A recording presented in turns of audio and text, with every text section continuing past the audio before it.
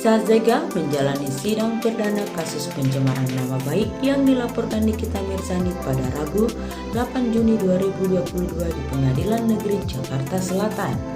Namun sebelum kita lanjut, jangan lupa subscribe channel ini agar Anda tidak ketinggalan berita-berita terupdate seputar selebritis tanah air.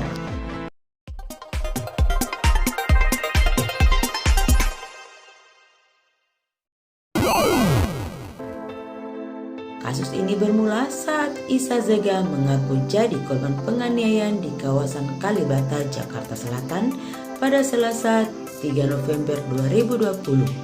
Kemudian menuduh dalang dibaliknya adalah Nikita Mirzani.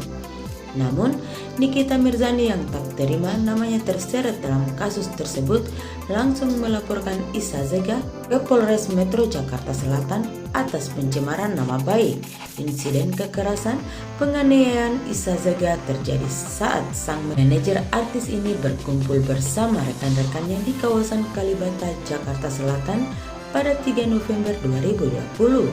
Bukan hanya tindak pemukulan, Isa Zega juga diancam akan dibunuh oleh beberapa orang dikenal. Kejadian itu berlangsung sekitar pukul 22.30 waktu Indonesia Barat ketika Isa Zega didatangi oleh dua orang pria. Satu orang itu langsung memukul wajah Isa Zega, sementara yang lain merekam kejadian itu dengan ponsel. Akibat insiden itu, Isa Zega mengaku bagian bibir dalamnya sobek. Selain itu, berdasarkan hasil visum dan ronsen, Isa Zega mengalami pembengkakan di tulang hidung dan bengkok. Setelah kejadian itu, Isa Zega melaporkan insiden itu ke Polsek Pancoran. Identitas pria yang melakukan pemukulan pada Isa Zega itu diketahui bernama Arnold Was. Di tengah kasus tersebut, Elsa Sharif yang merupakan kuasa hukum Isa Zega saat itu menggelar konversi pers dengan menghadirkan seorang perempuan.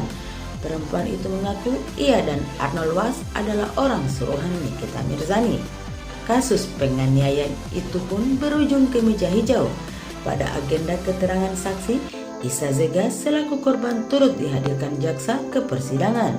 Ia membeberkan kronologi penganiayaan berdasarkan keterangan yang didapatnya. Namun, pernyataan Isa Zega dalam persidangan membuatnya malah terseret kasus hukum. Ia dituduh memberikan keterangan palsu di bawah sumpah dan mencemarkan nama Nikita Mirzani. Dalam dakwaan jaksa, pernyataan Isa Zega bertentangan dengan kenyataan yang sebenarnya karena Nikita Mirzani tidak menjalani proses hukum sampai adanya putusan pengadilan soal kasus penganiayaan. Keterangan palsu dari Isa Zega itulah yang membuat Nikita Mirzani merasa terhina dan nama baiknya tercemar karena menimbulkan opini negatif seolah-olah melakukan kejahatan sebagai dalang penganiayaan. Atas hal itu, Isa Zega dijerat dengan pasal 242 ayat 1 KUHP dan pasal 310 ayat 1 KUHP terkait keterangan palsu dan pencemaran nama baik dengan hukuman maksimal 4 tahun penjara. Dalam sidang perdana yang digelar pada Rabu 8 Juni 2022 kemarin, pengacara Isa Zega, Fitra Romadoni, keberatan dengan dakwaan yang dibacakan sehingga mengajukan eksepsi.